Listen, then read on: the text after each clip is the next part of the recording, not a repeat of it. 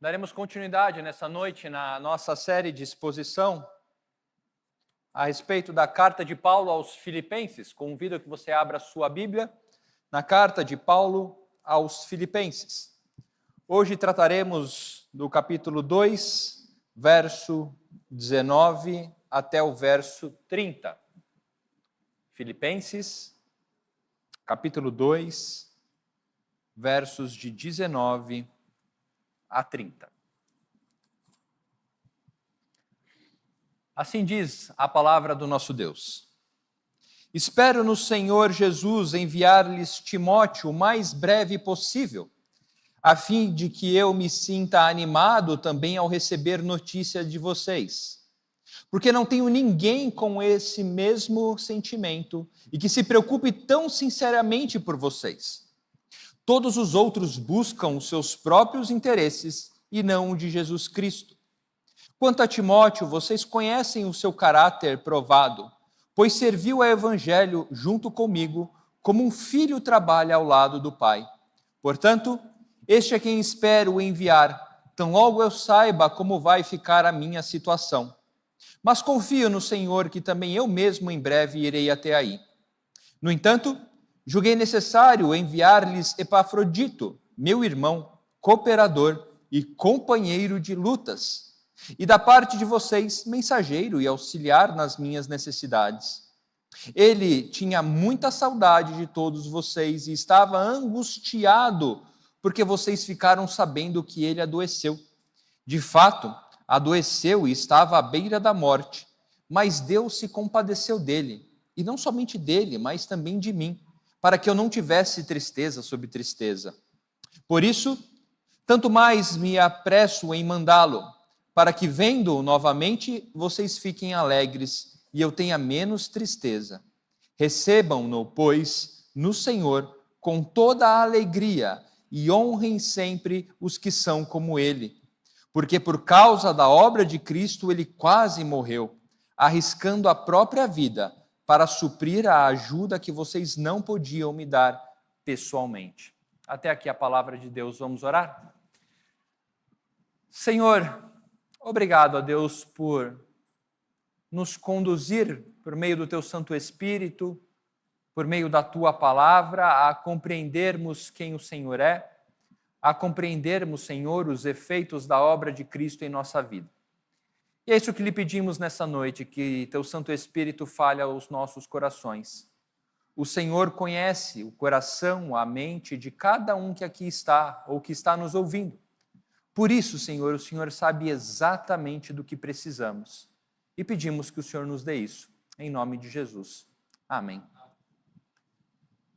Em nossa série intitulada A Alegria da Cruz, nós temos visto, por meio da carta do apóstolo Paulo aos Filipenses, que a alegria cristã que reside na cruz de Cristo tem efeitos práticos em nossa vida cotidiana e principalmente na vida do corpo de Cristo, na igreja de Cristo.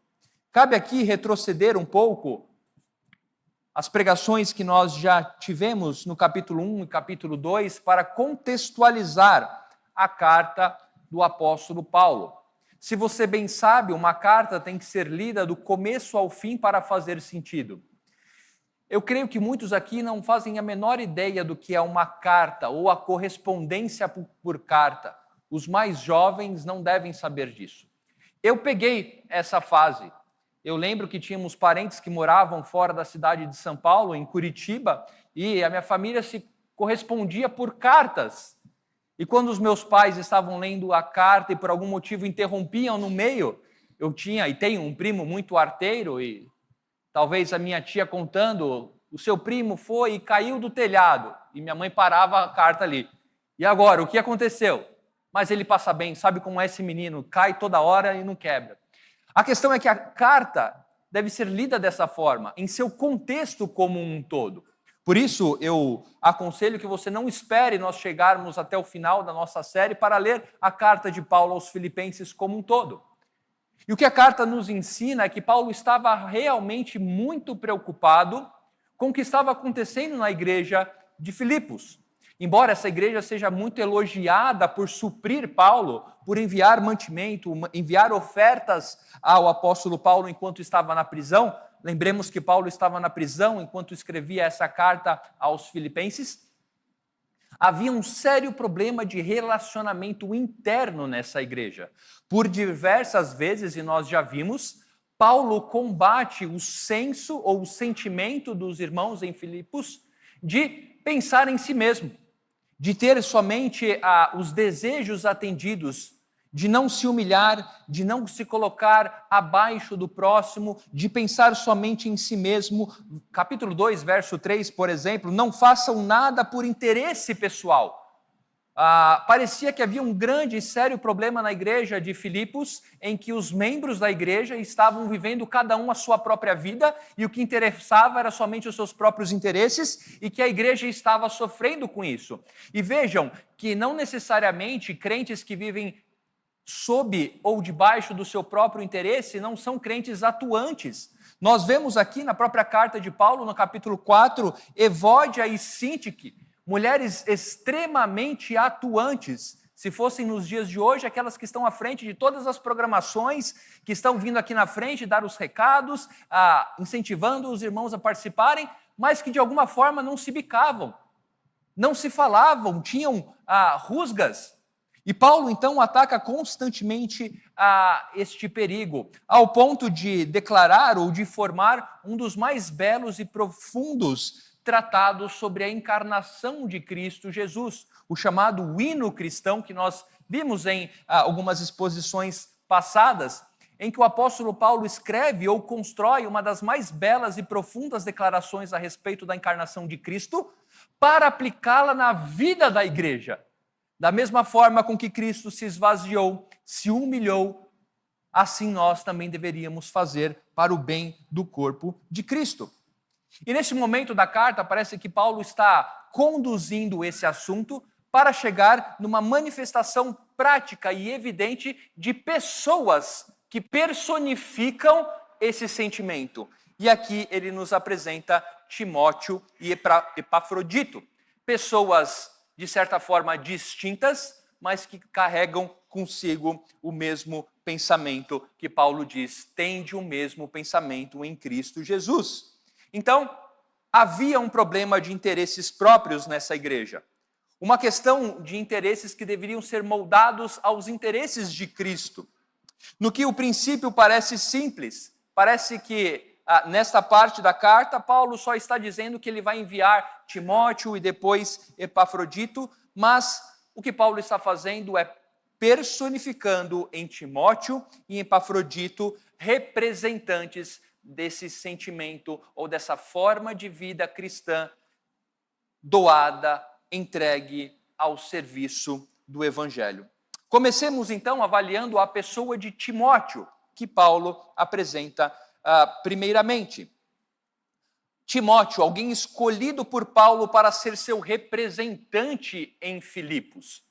Timóteo, um servo preparado, ensinado, treinado, de extrema confiança do apóstolo Paulo e que seria enviado. Era plano de Paulo que Timóteo fosse para Filipos. Espero no Senhor enviar-lhes Timóteo.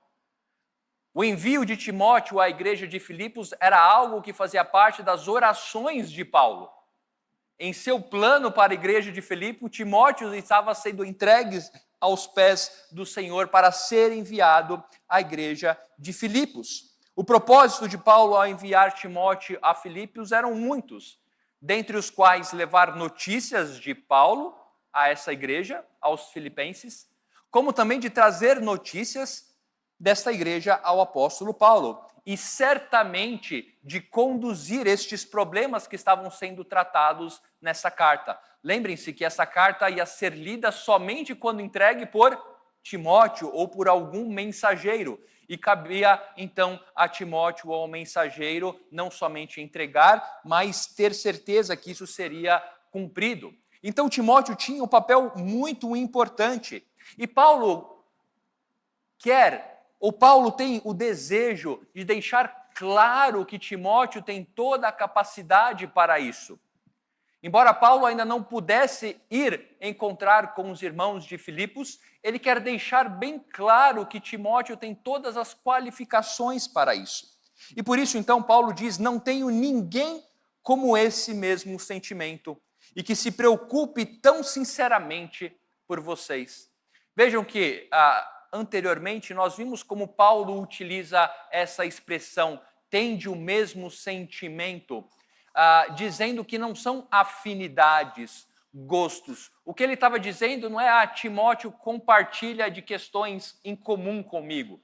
Não, ele está personificando aquilo que ele já disse antes, que Timóteo tinha o mesmo sentimento em Cristo que Paulo tinha e que ninguém tinha mais o sentimento sincero por aquela igreja. Timóteo era um homem que partilhava do mesmo sentimento que o apóstolo Paulo tinha, do cuidado pela igreja de Filipos. Timóteo seria enviado com esse critério, a sua sinceridade, o seu amor, a sua preocupação, e não é uma preocupação apenas com o bem-estar desta igreja, mas com o bem-estar espiritual. Timóteo não seria enviado apenas para falar aquilo que aquela igreja queria ouvir, mas para falar aquilo que aquela igreja precisava ouvir. Notícias boas vindas de Paulo, mas também repreensão, se assim fosse necessário, pelo contexto que nós temos visto aqui. Sinceridade vista na forma com que Timóteo apresenta um contraponto existente na vida ou nas circunstâncias que cercavam o apóstolo Paulo. Vejam que ao colocar esse adjetivo em Timóteo, no verso 21 ele faz um contraponto. Todos os outros buscam o seu próprio interesse e não o de Jesus Cristo. Primeiramente ele coloca em Timóteo um interesse sincero e contrapõe com outros que não buscam interesses genuínos, mas os seus próprios interesses. Certamente Paulo não está falando aqui do seu círculo mais próximo, daqueles que estavam cooperando com a sua obra. Lucas, Priscila, Áquila, Tito, Filemon, Timóteo, não é desses que Paulo está falando, mas muito provavelmente Paulo está se referindo àqueles crentes de Roma que estavam muito incomodados com a ascensão de Paulo em Roma e pelos seus próprios interesses estavam, de certa forma, querendo competir com o apóstolo Paulo. Veja na sua Bíblia o que Paulo diz em Filipenses, capítulo 1, no verso 15 ao 17, a respeito dessas pessoas. É verdade que alguns proclamam Cristo por inveja e por rivalidade, mas outros o fazem de boa vontade. Estes o fazem por amor, sabendo que estou incumbido da defesa do Evangelho. Aqueles, porém, pregam Cristo por interesse pessoal. Nós já vimos isso. O que seria esse interesse pessoal? Se você não teve oportunidade de estar conosco, pode ir até o nosso canal no YouTube e ver essa exposição a respeito dessa passagem. Mas o que parece que Paulo está trazendo aqui é distinguindo a pessoa de Timóteo, dando ênfase aos seus sinceros interesses, pautados na pessoa de Cristo e não em si próprio. Sim, Timóteo não buscava os seus próprios interesses, mas os interesses de Cristo. Vejam só, líderes de igreja, pastores, presbíteros, aqueles que estão à frente de igrejas. O Senhor nos ensina que o coração deve ser sondado sobre os interesses nos quais nos movemos ao pregar o Evangelho. Paulo, nesta passagem que nós lemos no capítulo 1, não desqualifica a pregação daquelas pessoas. Ele diz, estes pregam a Cristo, mas aponta os princípios ou o coração por inveja, por interesses próprios. Em Timóteo temos a personificação do exemplo de que aquilo que move o nosso coração, se não for pela humildade, humilhação em Cristo Jesus, de nada serve para o nosso próprio crescimento espiritual. Paulo disse desenvolvam a vossa salvação. Nós aprendemos isso, que esta salvação é o ato de desenvolver algo que Cristo já nos deu. Se você já é salvo, se você já é regenerado, portanto, isso agora deve produzir em você uma série de coisas condizentes com aquilo que você já recebeu. E Timóteo, então, expressa a pessoa de Timóteo. Paulo está apresentando na pessoa de Timóteo isso. Alguém que creu, que recebeu a salvação e que desenvolve a salvação de forma prática, pois não vê o seu próprio interesse, ama a igreja de Cristo. Timóteo é alguém de caráter aprovado perante o evangelho. Timóteo já era alguém que poderia ser reconhecido por aquilo que fazia, mas também por aquilo que suportou pelo evangelho. Paulo não está simplesmente dizendo aos filipenses que eles conheciam o histórico de vida de Timóteo, mas eles sabiam que Timóteo havia resistido ao teste e provado o seu valor. Certamente aqueles que conviviam com o apóstolo Paulo e o auxiliavam em seu ministério haveriam de sofrer por isso. O próprio Timóteo é exortado em sua carta, quando Paulo escreve ao próprio Timóteo, que ele não deveria se envergonhar do evangelho. Que o espírito que nos foi dado não é o espírito de covardia. E aqui parece que esse homem, Timóteo, havia aprendido esta lição ou experimentava desta realidade. Não nos foi dado o espírito de covardia. Seremos provados? Sim, seremos. Mas aqueles que se humilham, assim como Cristo se humilhou, em prol do Evangelho e principalmente em prol da saúde do corpo de Cristo, serão e devem ser reconhecidos. Embora Timóteo não fosse um apóstolo, no sentido de estar com os 12 ou o chamado de Paulo em 1 Coríntios, ele era sim um apóstolo no sentido de entregar a mensagem do seu mestre. E o mestre aqui não é Paulo, mas Cristo. Por meio de Paulo,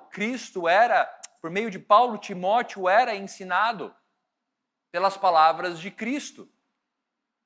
Este homem, treinado, capacitado, chamado como filho do apóstolo Paulo, estava sendo enviado aos filipenses. Os filipenses sabiam, portanto, que Timóteo estava vindo a eles, tendo aprendido tudo o que o apóstolo Paulo tinha para lhes ensinar. Ele estava vindo a eles para expressar exatamente a mente do apóstolo Paulo. O que Paulo quer deixar claro é que Timóteo era a sua própria mente, pois ambos, isso é muito importante, ambos seguiam o modelo da mesma pessoa, Cristo. Este era o desejo, o plano do apóstolo Paulo para aquela igreja. Mas ele nos coloca que circunstâncias não permitiram que isso pudesse acontecer segundo os seus planos. Paulo nos ensina que os planos humanos, por mais sinceros que sejam e que lutem para o bem da igreja, estão debaixo da vontade do Senhor. Paulo esperava enviar Timóteo para conduzir a igreja de Filipos, mas ele mesmo diz que coube a Timóteo ficar para que, de alguma forma, e Paulo não explica aqui, ele nos diz, para ficar enquanto a minha situação não seja esclarecida. Provavelmente Paulo cria na sua libertação de forma rápida, ele diz que gostaria e pretenderia, no verso 24, mas confio no Senhor que também eu mesmo em breve irei até aí. De alguma forma ele julgou que os serviços de Timóteo fossem mais úteis naquele momento em que ainda havia uma indecisão sobre o seu julgamento. Mas então Paulo nos apresenta um segundo homem, Epafrodito. E Epafrodito, alguém que a princípio não estava nos planos de Paulo. Paulo, até o versículo 24, diz que os seus planos estavam todos voltados para Timóteo, alguém preparado, alguém treinado, alguém já vivido no ministério, e ele deveria ser enviado, mas que pelas circunstâncias ainda não seria. Mas Paulo nos apresenta então a Epafrodito no verso 25. No entanto, julguei necessário enviar-lhes Epafrodito, alguém que a princípio não estava nos planos de Paulo, mas que da mesma forma seria útil ao serviço do evangelho à igreja de Filipos. Um homem que merecia destaque, além daquilo que lhe fora designado. Epafrodito, no verso 25, nós sabemos que ele foi enviado para ser um mensageiro, trazer notícias e ofertas da igreja de Filipos até Paulo. No capítulo 4, no verso 18, temos um pouco desse contexto. Quem era Epafrodito? Veja, no verso 4, capítulo 18. Recebi tudo e tenho até de sobra. Estou suprido desde que Epafrodito me entregou o que vocês mandaram, que é uma oferta de aroma agradável, um sacrifício de Deus aceita e que lhe agrada.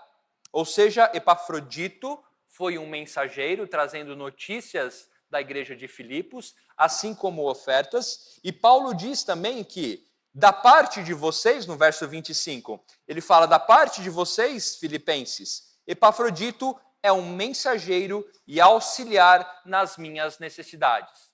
Parece que Epafrodito foi enviado como um mensageiro para levar notícias, para levar ofertas e para ficar com Paulo, como se fosse um secretário particular de qualquer necessidade que Paulo teria. Essa era a missão de Epafrodito: ir, levar a mensagem, levar as ofertas e ficar lá para servir Paulo naquilo que fosse necessário, como um secretário, como um ajudante, e ficar ali. Mas nós vemos que, apesar das características distintas de Timóteo e de Epafrodito, Paulo compreende que ambos estão a serviço do mesmo mestre e debaixo do mesmo pensamento que Paulo utiliza, a mesma forma de pensar a obra de Cristo Jesus. Veja como Paulo, então, descreve este homem. Ele começa dizendo, meu irmão. Epafrodito, meu irmão. Este é o sinônimo favorito de Paulo para um cristão. Irmão. Ao usá-lo, o apóstolo Paulo testifica que Epafrodito é de fato um com ele na fé em Cristo Jesus. Mas Epafrodito também é chamado de cooperador.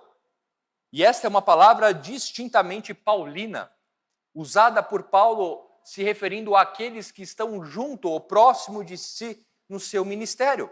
Paulo usa essa expressão 12 das 13 vezes que aparecem no Novo Testamento.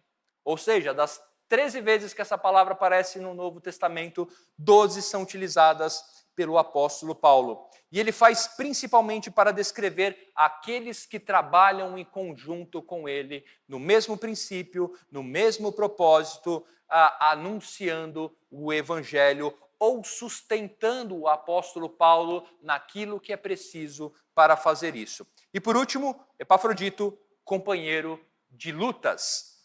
Não somente um irmão na fé, não somente alguém que auxilia o apóstolo Paulo, mas alguém que, como Paulo, sofre por isso.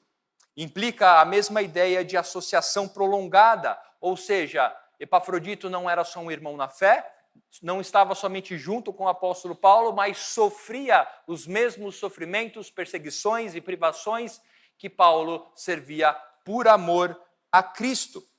Sim, Epafrodito era um homem que aparentemente possuía características distintas de Timóteo. Talvez não teve tanto preparo, treinamento, ou não foi colocado em proeminência como Timóteo, mas estava lá para servir da mesma forma e ser conduzido pela mesma força, o poder de Cristo Jesus. E Paulo entende essa importância de Epafrodito. E embora a sua permanência pudesse ser necessária, o apóstolo Paulo nos ensina mais uma vez o seu amor para a igreja de Filipos, é entender que Epafrodito seria muito mais útil retornando à cidade de Filipos do que ficando ali, o que talvez não fosse esperado pelos irmãos de Filipos. Não, nós enviamos Epafrodito para ficar aí. Ele tem que ficar aí para cumprir o seu propósito. Mas Paulo entende o que é melhor para a igreja e não para si. Paulo não está preocupado em seu próprio interesse, em seu próprio benefício, mas naquilo que irá ser útil para o cuidado da sua igreja. E, de certa forma, é mais um exemplo de como Paulo não visava o seu próprio interesse, mas o bem do corpo de Cristo. Então, ele decide enviar Epafrodito para Filipos. E ele coloca algumas razões por isso. A primeira é que havia muita saudade de casa da parte de Epafrodito.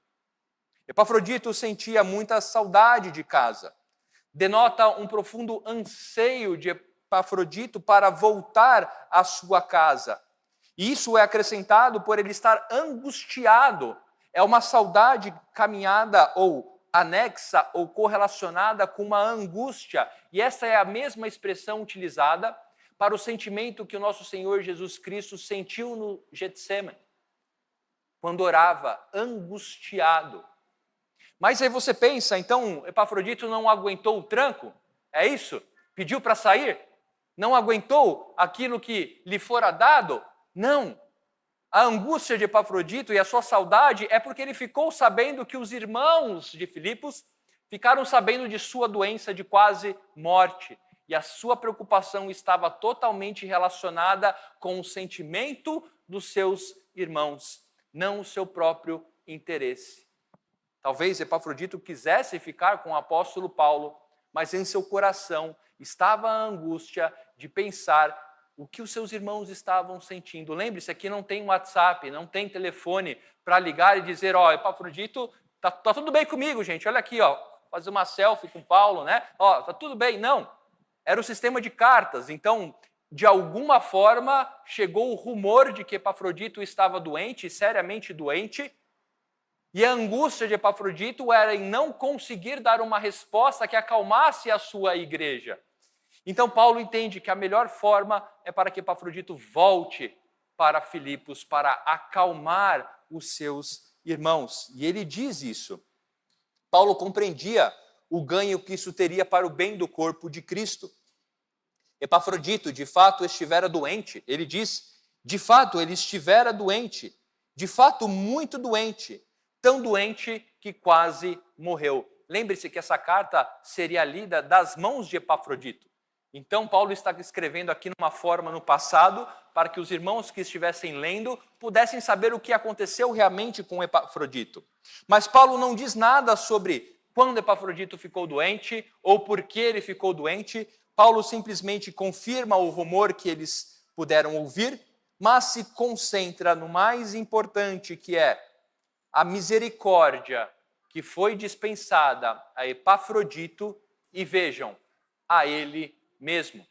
Epafrodito recebeu a misericórdia da parte do Senhor, mas Deus, versículo 27, de fato adoeceu e estava à beira da morte, mas Deus se compadeceu dele, e vejam, não somente dele, mas também de mim, para que eu não tivesse tristeza sobre tristeza. E aqui nós aprendemos uma coisa muito rica para a nossa vida cristã. Que o fato de nós confiarmos nos planos do Senhor para a nossa vida não extingue a tristeza em relação à possibilidade ou à perda de nossos irmãos. A morte de um irmão na fé nos traz tristeza, mesmo compreendendo a soberania do Senhor sobre todas as coisas. O apóstolo Paulo compreendeu a misericórdia dispensada a Epafrodito e a ele mesmo, para que não sobreviesse tristeza sobre tristeza ao seu coração. Mesmo para Paulo, a morte, que é inimiga, a doença e a morte são portadoras da dor e do sofrimento, que são formas que passam pela vida cristã e de forma alguma devem ser suportadas no primeiro momento com alegria.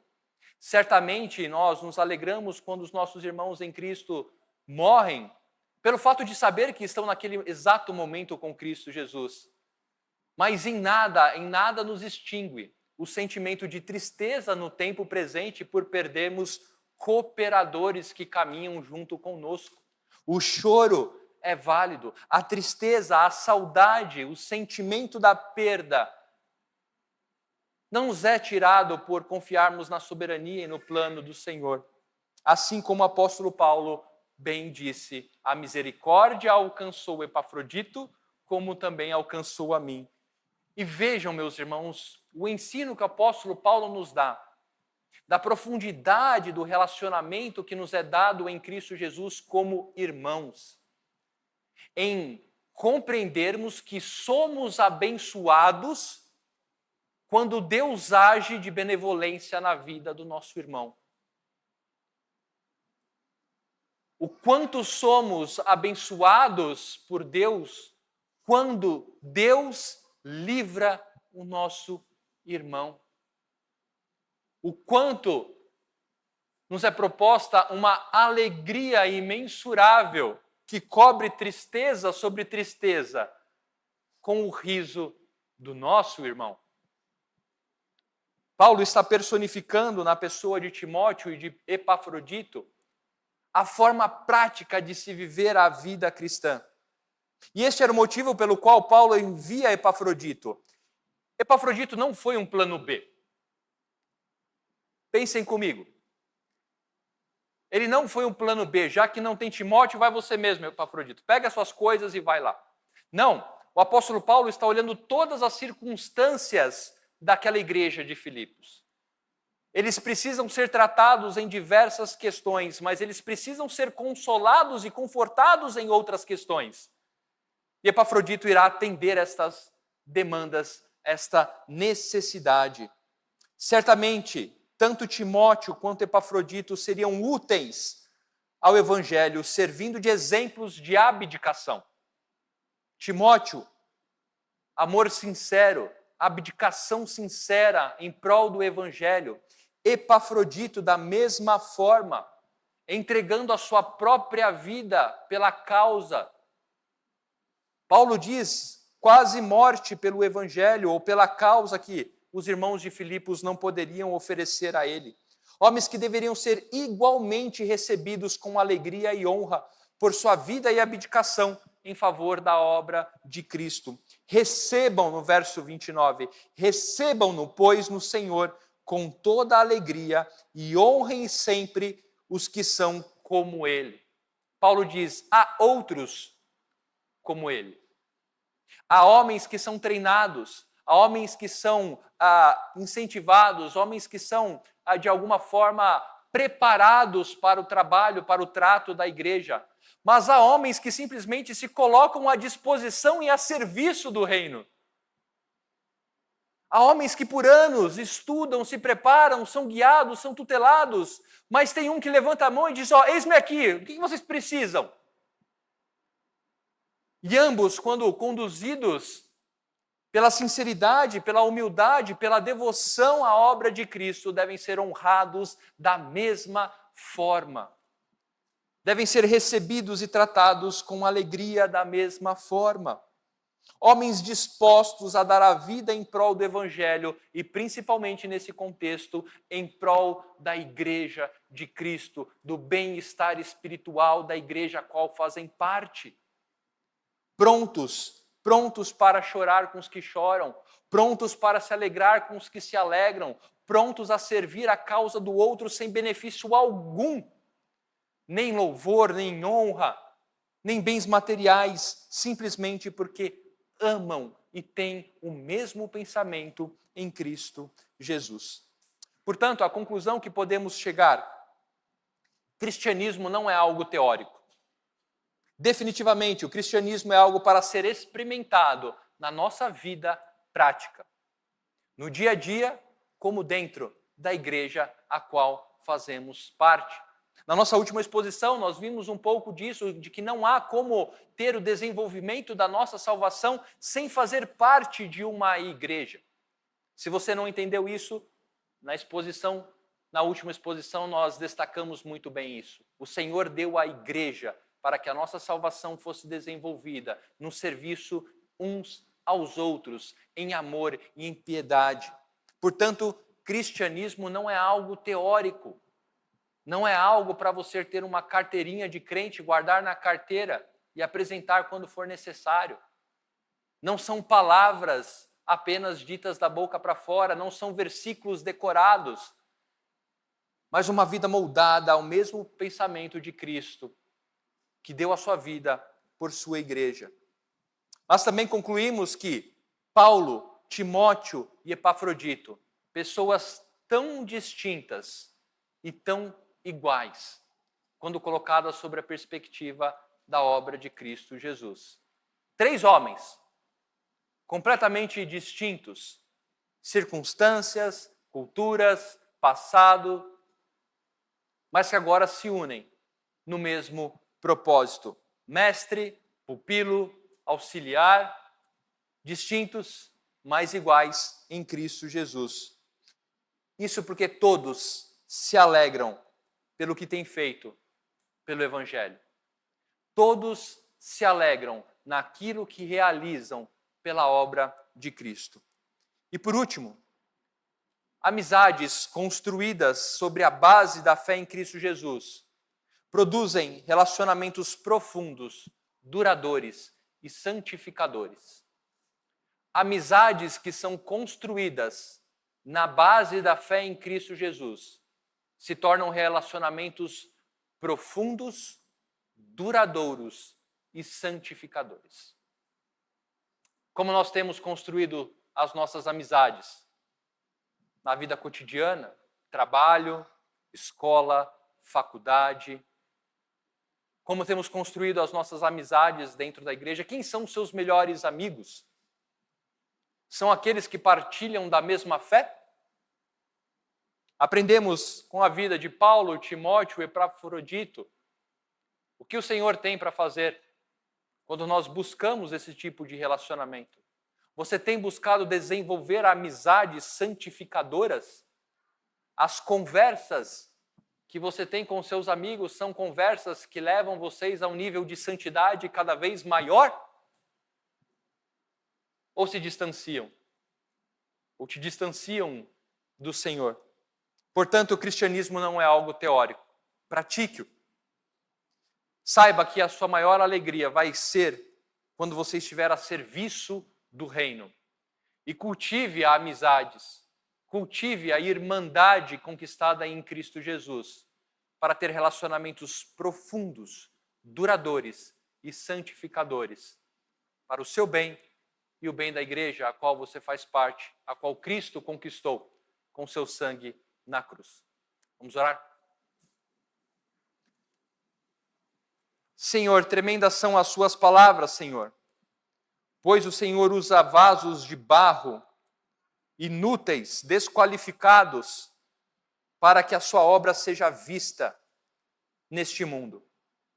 O Senhor nos transforma de tal maneira, Senhor, que não importa a nossa condição, passado, classe social, intelecto, o que importa, Senhor, é o quanto nos apegamos à realidade da obra de Cristo em nossa vida e nos colocamos a serviço dela. O que importa é o quanto nosso coração transborda de alegria por nos encontrarmos servindo a Tua obra e o quanto podemos experimentar isso em nosso meio. Experimentarmos, Senhor, o amor ao próximo, experimentarmos, Senhor, a preocupação, o cuidado com o irmão que está ao nosso lado, a realmente nos interessarmos sobre a vida de cada um daqueles que fazem parte da nossa família em Cristo Jesus. Obrigado por nos ensinar que é assim que o Senhor quer que o seu povo viva. Obrigado por nos ensinar que é para isso que o Senhor nos conquistou. Senhor, que qualquer rusga, que qualquer intriga, que qualquer desavença, Senhor, seja conduzida por estes meios. Menos interesses próprios e mais interesses de Cristo. Que sejamos confrontados e, quando confrontados, nos submetamos. Que, Senhor, o nosso coração seja alimentado da bonança da entrega do perdão, de assumirmos o erro, para que experimentemos, Senhor, essa maravilhosa graça que é dada somente ao Teu povo. Obrigado, Senhor, porque na vida do nosso irmão apóstolo Paulo, na vida do nosso irmão Timóteo, Epafrodito, aprendemos que isso é possível. Não pelas qualificações de cada um, pelo contrário, pelas distinções existentes em cada um e aquilo que os unia. Cristo, o nosso Senhor e Salvador. Obrigado, em nome de Jesus. Amém.